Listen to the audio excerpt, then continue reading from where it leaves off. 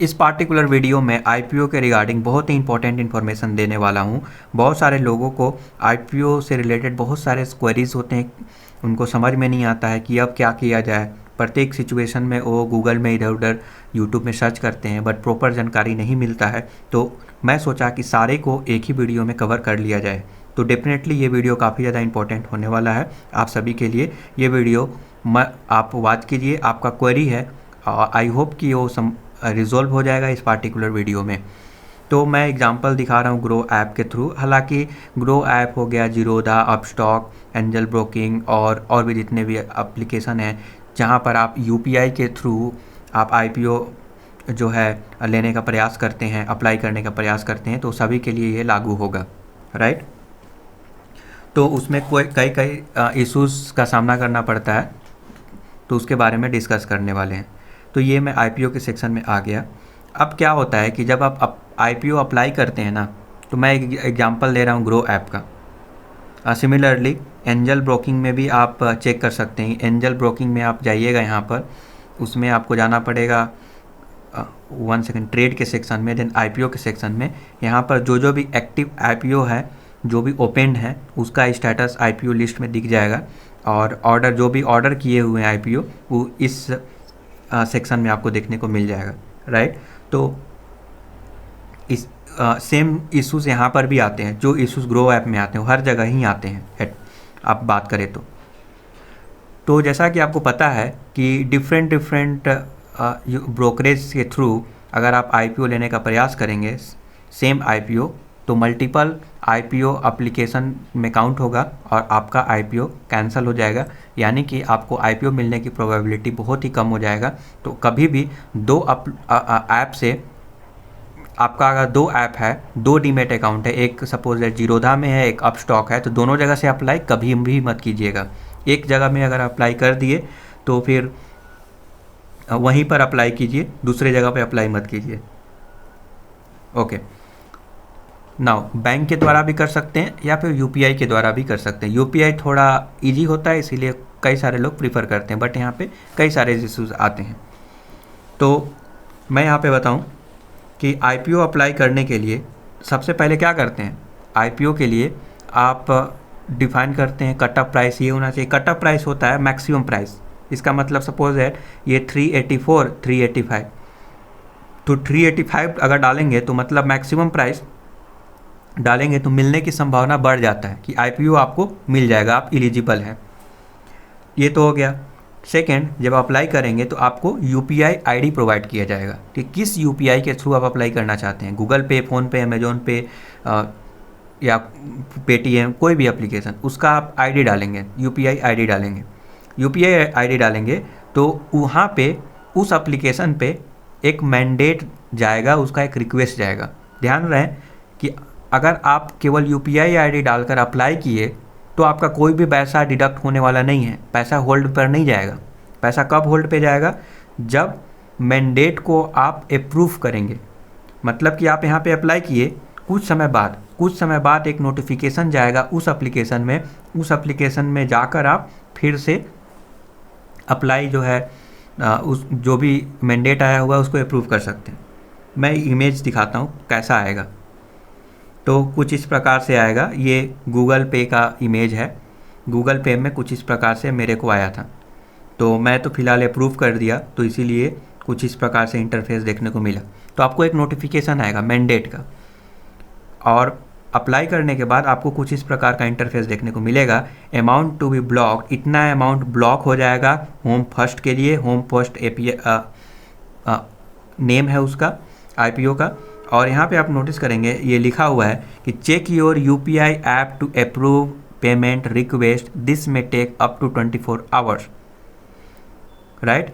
तो ये 24 आवर का टाइम ले सकता है, जो कि ये बहुत ही बिगेस्ट इशू है। सपोज दैट आप लास्ट डे को अप्लाई कर रहे हैं, तो लास्ट डे को अप्लाई करेंगे तो डेफिनेटली उस केस में क्या होगा कि 24 आवर के बाद ये आएगा, तब तक तो आपका एक्सपायर हो चुका है एप्लीकेशन, विंडोज़ ही क्लोज हो गया है। तो आप क्या करेंगे इस केस में? तो आपको घबराने की ज़रूरत नहीं है। यहाँ पे 24 आवर तो लिखा है, बट ये 1 और 2 आवर के अंदर में ही आ जाता है आपको मैंडेट का रिक्वेस्ट। जैसे ही मैंडेट का रिक्वेस्ट आएगा आप उसको अप्रूव कर लीजिए। ओके, नाउ अनदर क्वेश्चन आपका दिमाग में आएगा कि ठीक है मैंडेट तो आया बट तुरंत मैंडेट नहीं आया, कुछ समय बाद आया, तो मैं तो फ़ोन उस समय यूज ही नहीं कर रहा था, जब रिक्वेस्ट आया तो मैं अप्रूव नहीं किया और गलती से नोटिफिकेशन जो आया था मैं उसको क्लियर कर दिया और अब मैं जब वो ऐप खोल रहा हूँ तो उस ऐप में कोई नोटिफिकेशन नहीं दिखाई दे रहा है, मतलब गलती से क्लियर हो गया हो। जैसे कि ऊपर में आता है, जैसे ऐसे किए तो ऊपर में आता है ना, हम यहाँ पर क्लियर कर दिए तो अब तो नोटिफिकेशन दिख भी नहीं रहा है अप्रूव करने के लिए, तो कैसे मैं मैंडेट अप्रूव करूँगा कि अमाउंट ब्लॉक होगा। तो उस केस में आपको कैंसिल करके फिर से अप्लाई करना होता है, क्योंकि फिर से वो मैंडेट नहीं आएगा नोटिफिकेशन। अगर आप कैंसिल कर देते हैं, क्लियर कर देते हैं, ऐसा कुछ भी करते हैं तो आपको रिक्वेस्ट जो है मैंडेट का दोबारा नहीं आएगा, आपको फिर से अप्लाई करना पड़ेगा। तो अब अनदर क्वेश्चन आएगा कि फिर से जब अप्लाई करेंगे तो क्या मल्टीपल एप्लीकेशन में काउंट नहीं होगा, क्या हमारा एप्लीकेशन रिजेक्ट नहीं हो जाएगा? तो इस केस में रिजेक्ट नहीं होगा क्योंकि आपने तो अप्लाई ही नहीं किया। जब तक अमाउंट ब्लॉक नहीं होगा तब तक तो एप्लीकेशन सक्सेसफुल कंप्लीट हुआ ही नहीं, तो इसमें आपको डरने की ज़रूरत नहीं है, आप क्लोज करके फिर से अप्लाई करें। ओके, फिर से आप अप्लाई किए और मान लीजिए कि नोटिफिकेशन वहाँ पे आया और नोटिफिकेशन ही नहीं आया, मान लीजिए नोटिफिकेशन ही नहीं आया, आपने 1 घंटा वेट किया नहीं आया, आपको लगा कि नहीं एक बार उसको कैंसिल कर देते हैं फिर से अप्लाई करते हैं, शायद इस बार आ जाए, हो सकता है कुछ टेक्निकल प्रॉब्लम हो। मतलब आपने अप्लाई किया, जैसे मैं आपको दिखाता हूँ, अब आप जब भी अप्लाई करते हैं ना तो नोटिफिकेशन आता है, तो अगर कभी नोटिफिकेशन नहीं आया तो क्या करेंगे, तो एक सेकेंड मैं आपको दिखाता हूँ। मैं ग्रो के ऐप में आ गया, मैं कोई एक स्टेटस में दिखाता हूँ। देखिए एक कैंसिल का एक बटन है, तो आप सोचेंगे कि मैंडेट तो आया ही नहीं, चलिए चलो अब कैंसिल कर देते हैं। आपने कैंसिल कर दिया, फिर से अप्लाई किया, फिर से अप्लाई करेंगे तो आपको फिर से नोटिफिकेशन आएगा, बट वहाँ पे आप नोटिस करेंगे कि वो जो नोटिफिकेशन आया था वो जो कैंसिल वाला आया था, जो आपने पहले ही कैंसिल कर दिया वो आया था। तो अब वहाँ पे आप क्या करेंगे, जाहिर सी बात है जो आपने कैंसिल कर दिया उसका आया नोटिफिकेशन और आप ध्यान नहीं दिए, अप्रूव कर दिए उस मैंडेट को, अमाउंट ब्लॉक हो गया। अब अमाउंट ब्लॉक होने के बाद आप देख रहे हैं कि एक और नोटिफिकेशन आ गया, इसका मतलब ये था कि पहले जो आपने कैंसिल किया था अपने एप्लीकेशन में उसका एक आया और दोबारा से जो आपने अप्लाई किया उसका एक आया, 2 नोटिफिकेशन आया। और आपको पहला जब आपने अप्रूव किया तब आपको एहसास हुआ कि दोबारा से फिर से एक आ रहा है, तो ये तो कैंसिल वाला था और अभी जो है ओरिजिनल वाला है। तो अब इस केस में क्या करें। नाउ जब भी आप मैंडेट को अप्रूव कर रहे हैं तो वहाँ पे आपको ध्यान देना होगा कि किस मैंडेट को अप्रूव कर रहे हैं। ऐसा तो नहीं है कि जो आपने कैंसिल कर दिया उसको अप्रूव कर रहे हैं। ध्यान रहे कि जो आपने कैंसिल कर दिया और उसको फिर से मैंडेट अप्रूव करेंगे तो आपका अमाउंट ब्लॉक हो जाएगा और आईपीओ भी नहीं मिलेगा। आईपीओ नहीं मिलेगा, अमाउंट ब्लॉक होगा। अमाउंट ब्लॉक मतलब ये कभी नहीं मिलेगा ऐसा नहीं है, अमाउंट लिस्टिंग डेट तक ब्लॉक रहेगा। जब लिस्टिंग डेट जब भी आएगा, जैसे कि IPO close, company listed, listing date जो भी है उससे उस टाइम तक आपका अमाउंट जो है रिलीज कर दिया जाएगा, बैंक अकाउंट में आ जाएगा। तो आप समझ गए कि बट आपको आईपीओ नहीं मिलेगा। आप प्रोबेबिलिटी बहुत ज़्यादा है कि आईपीओ नहीं मिलेगा, क्योंकि आपने एक बार कैंसिल कर दिया और दोबारा से भी अप्लाई करेंगे ना तो दोनों रिजेक्ट हो जाएगा। ठीक है, क्योंकि अब देखिए ओवर सब्सक्रिप्शन हो जाता है तो वहाँ पर लॉटरी सिस्टम हो जाता है कि किसको मिलेगा किसको नहीं मिलेगा, तो वहाँ पे आपका बढ़ जाएगा चांसेस, क्योंकि आपने वन टाइम कैंसिल कर दिया बट फिर भी अमाउंट ब्लॉक है तो वो होगा ही नहीं। और दूसरा, अमाउंट आपने सक्सेसफुली पे भी कर दिया, मतलब वो कैंसिल नहीं किया, वो भी ब्लॉक हो जाएगा, मतलब दोनों का दोनों कैंसिल हो जाएगा। नाउ ये आप समझ गए। अब हम बात करते हैं कि मान लीजिए कि अब आप तो ये समझ गए कि मान लीजिए नोटिफिकेशन जा रहा है तो आपको ध्यान देने की ज़रूरत है कि जो कैंसिल किए हैं वो वाला जा रहा है कि जो सही वाला है वो वाला जा रहा है। कैंसिल वाला जा रहा है तो उसको रिजेक्ट कर दीजिए और जो सही वाला जा रहा है उसको अप्लाई कर दीजिए। उससे सक्सेसफुली आपका अप्लाई हो जाएगा, कोई इशू नहीं है। थर्ड क्या होता है कि आपने अमाउंट ब्लॉक करा दिया, आपका अमाउंट बैंक में दिखाई नहीं देगा, वो उतना कट गया हो, मतलब डिडक्ट नहीं होता है, डेबिट के सेक्शन में नहीं दिखाई देगा आपके बैंक में, बट वो होल्ड पे कहीं ना कहीं चला जाता है और वो अमाउंट दिखाई नहीं देता है, बट आपके एप्लीकेशन में दिखाई देगा कि ऐसा कोई आपने तो मैंडेट रिक्वेस्ट अप्रूव ही नहीं किया, तो फिर क्या किया जाए। तो चलिए मैं आपको एग्जांपल के तौर पे दिखाता हूँ। ये रहा आईपीओ में ये एक्सपायर ऑलरेडी हो चुका है। मैं आपको दिखाऊं तो प्लीज़ अप्रूव पेमेंट मैंडेट, मैं तो अप्रूव कर दिया, अमाउंट ब्लॉक हो गया, फिर भी यहाँ पे दिखाई दे रहा है। मैं डिटेल में जाऊँगा, यहाँ पर भी आप नोटिस करेंगे कि please approve payment mandate, transaction status pending. Now इस केस में क्या होगा, आपने मैंडेट अप्रूव कर दिया बट फिर भी आपका जो एप्लीकेशन है, जैसे इस एप्लीकेशन में बात करें, फर्स्ट होम में देख देते हैं तो बिड एक्सेप्टेड लिखा हुआ है, बट आपके केस में यहाँ पर भी लिखा हुआ है your UPI request to block amount has been approved successfully, but कभी कभी ना ये चीज़ लिखाई नहीं रहता, ये बोलता है कि ये अप्रूव ही नहीं हुआ है, आपने अप्रूव कर दिया बट फिर भी यहाँ पे नहीं हुआ। इस केस में क्या होगा, इस केस में चूँकि आपका जो मैंडेट है अप्रूव आपने कर दिया, अमाउंट ब्लॉक हो गया, तो ये एप्लीकेशन अप्लाई हो जाएगा। कभी कभी जो गूगल पे है, जो यूपीआई का एपीआई है, वो सिंक नहीं होता है, रिस्पॉन्स नहीं प्रोवाइड करता है, मे भी ऐसा हो सकता है, इसीलिए आपका जो ब्रोकर है, मीन्स जो भी एप्लीकेशन यूज़ कर रहे हैं वहाँ पे ये अपडेट नहीं हो पाता है। यहाँ पर बोलेगा कि आपने अप्रूव ही नहीं किया, अप्रूव कीजिए ऐसा करके बोलेगा, हालांकि आपने अप्रूव कर दिया, अमाउंट डिडक्ट हो चुका है। तो उस केस में क्योंकि अमाउंट ब्लॉक हो चुका है तो एप्लीकेशन सक्सेसफुल हो गया है, भले ही आपका एप्लीकेशन में सक्सेसफुल ना शो करे, ठीक है। तो आपको इसमें घबराने की ज़रूरत नहीं है। बट अगेन इसमें अभी भी डिबेट है कि क्या ये जब लिस्टिंग होगा तो आईपीओ आपको मिलेगा, क्या इससे कुछ इफेक्ट पड़ेगा, ये मुझे भी आइडिया नहीं है। आप ज़्यादा रिसर्च कर सकते हैं, R&D कर सकते हैं, but as per my R&D जो है ये आपका एप्लीकेशन सक्सेसफुल हो गया है और आपको मिल जाएगा ये आईपीओ, मीन्स चांसेस रहेगा, ऐसा नहीं है कि बिल्कुल ही रिजेक्ट हो जाएगा, मतलब चांसेस रहेगा। मल्टीपल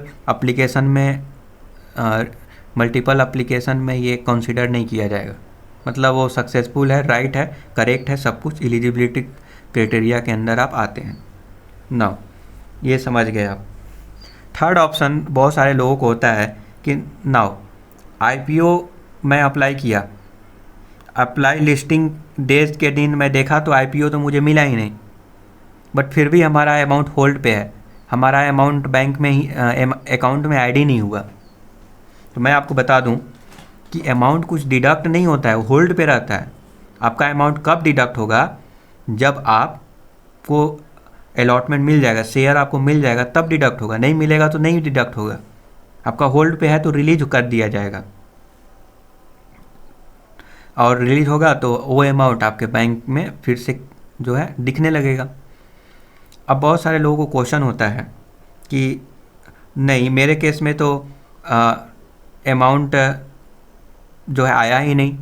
तो मैं आपको बता दूं कि आपको ये चेक करना पड़ेगा क्या आपका डेबिट सेक्शन में डेबिट करके दिखा रहा है कि नहीं दिखा रहा है। मतलब आप बैंक का स्टेटमेंट निकालते हैं तो वहाँ पे क्या ये मेंशन है कि आपका ये पार्टिकुलर अमाउंट, सपोज 14,504, ये वाला अमाउंट जो ब्लॉक हुआ है वो क्या वो डिडक्ट हुआ है। अगर स्टेटमेंट में शो कर रहा है कि ये डिडक्ट हुआ है तो ऑफ कोर्स आपको आईपीओ जो है मिल चुका है, अलॉटमेंट हो चुका है। और अगर आपको कोई भी शेयर उसके बाद नहीं मिलता है तो आप कंपनी रजिस्ट्रार में कांटेक्ट कीजिए, क्योंकि अमाउंट डिडक्ट होना बैंक में ये इंडिकेट करता है कि आपका एप्लीकेशन सक्सेसफुल हुआ और आपको शेयर मिल चुका है।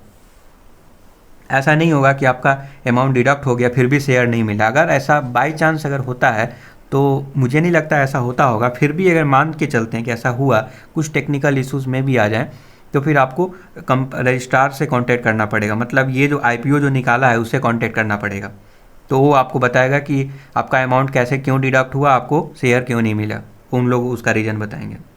Now another question is that कि बहुत सारे लोगों को कुछ डाउट होते हैं, तो चलिए उसको पहले क्लियर कर देते हैं कि अमाउंट ब्लॉक हुआ वो कैसे मुझे पता चलेगा, कहाँ पे देखूँगा मैं। तो देखिए हर एक एप्लीकेशन, हर एक बैंक के एप्लीकेशन में या नेट बैंकिंग में कहीं ना कहीं वो सेक्शन रहता है होल्ड अमाउंट का, जिसमें आप देख सकते हैं कि कितना अमाउंट अभी होल्ड पे है होता है। SBI ले लीजिए, जो भी मेजर जो बैंक हैं वहाँ पे आपको ये देखने को मिल जाएगा, राइट। मैं फिर से लॉगिन कर लेता हूँ और मैं यहाँ पे जाऊँगा, उसके बाद शो डिटेल, मैं यहाँ पे आ गया, अमाउंट टू होल्ड। देखिए अमाउंट टू होल्ड का एक सेक्शन यहाँ पे देखने को मिल रहा है। जब मैं इस पर क्लिक करूँगा तो हम सारा ट्रांजेक्शन यहाँ पे देख सकते हैं। जैसे कि ये अमाउंट होल्ड हुआ है किसके रिगार्डिंग, तो इंडिगो पेंट, यहाँ पे लिखा हुआ है इंडिगो पेंट, उसका आईडी लिखा हुआ है, तो आप समझ जाएंगे कि अच्छा इसके लिए ये होल्ड हुआ है। उसके बाद ये देख सकते हैं वेक्टर फूड, वेक्टर फूड के लिए हमको IPO नहीं मिला तो रिलीज हो गया, तो रिलीज लिखा हुआ है। रिलीज मतलब अमाउंट जो है हमारे अकाउंट में फिर से रिफ्लेक्ट कर दिया, डेबिट नहीं हुआ। डेबिट मतलब मिलना ही मिलना है, नहीं मिला तो कंपनी रजिस्ट्रार से कॉन्टेक्ट कीजिए। ओके, अगेन ये मिस्टर वेक्टर का फिर से UPI के द्वारा हेल्ड किया गया। ओके, अगेन मिस्टर वेक्टर का रिलीज कर दिया गया, क्योंकि मैं 2 टाइम्स अप्लाई किया था। तो ये जो सारा चीज़ मैं बता रहा हूँ ना, ये मैं खुद एक्सपीरियंस करके, मैं अपने एक्सपीरियंस के आधार पर मैं बता रहा हूँ, ठीक है। ये कोई हवाई बातें नहीं है कि इधर उधर से मैं पढ़ कर बता रहा हूँ। देखिए ये खुद जो है मैं 2 टाइम अप्लाई किया था मिस्टर वेक्टर। देखिए 1 बार अप्लाई किया, 2 बार अप्लाई किया। जो मैं बता रहा था ये कैंसल है, कैंसल वाला मैं अप्लाई किया, मैं कैंसिल कर दिया, उसका नोटिफिकेशन आया, और दोबारा से मैं अप्लाई किया, उसका भी नोटिफिकेशन आ गया। इसका मतलब है कि मैं 1 बार अप्लाई किया तो कैंसिल वाला हो गया, तो मैं देखा कि एक और नोटिफिकेशन क्यों आ रहा है, मैं तो ऑलरेडी एक को तो कैंसिल कर दिया और न्यूली जो मैं अप्लाई किया हूँ उसको मैं अप्रूव कर दिया। तब मुझे पता चला कि ये जो मैं अप्लाई किया हूँ वो कैंसिल वाला है और अभी जो आ रहा है वो करेक्ट वाला है। तो देखिए कि खुद जो है मिस्टर वेक्टर फूड का देखिए 2 टाइम्स यहाँ पे होल्ड हुआ है और 2 टाइम्स रिलीज हुआ है। नो, आपको मैं अच्छे से इसका रेफरेंस भी दिखा देता हूँ। ओके, सो अगर हम आपको यहाँ पे दिखाएं मिस्टर वेक्टर के व्यू डिटेल में, अगर स्टेटस आपको शो कराएं तो यहाँ पे देखेंगे कि कैंसिल हुआ है। ये वाला एप्लीकेशन कैंसिल हो चुका था, फिर भी जो है मेरा अमाउंट जो है ब्लॉक हो गया। तो सिंस हमारा अकाउंट में वो बैलेंस ब्लॉक हुआ, इसीलिए जो है यहाँ पे रिजेक्ट हो गया। यहाँ पे दिखा रहा नॉट अलॉटेड।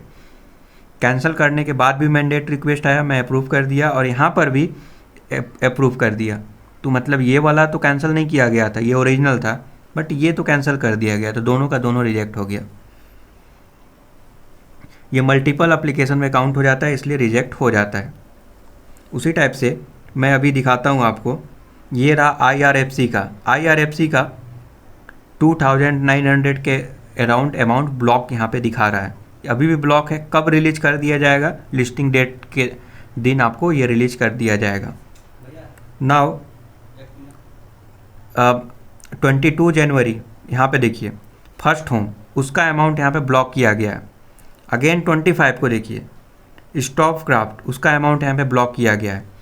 टोटल जो अमाउंट है जो अब तक जो ब्लॉक है उसका डिटेल यहाँ पे देखने को मिल रहा होगा आपको, कि ये जो है आपका जो बैंकिंग सिस्टम है उस बैंक के द्वारा कितना अमाउंट ब्लॉक किया गया है। तो देख सकते हैं हेल्ड बाय HDFC बैंक यहाँ पे शो कर रहा है। इस प्रकार का स्टेटमेंट आपको भी देखने को मिल सकता है। ये डिपेंड करता है कि आपका कौन सा बैंकिंग यूज कर रहे हैं, उसके नेट बैंकिंग के थ्रू या फिर एप्लीकेशन के थ्रू।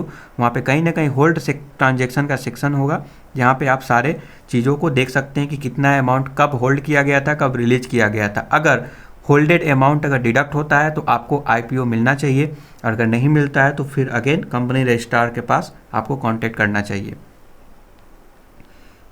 ओके, तो आई होप कि आपको ये सारे चीज़ें समझ में आ गया होगा।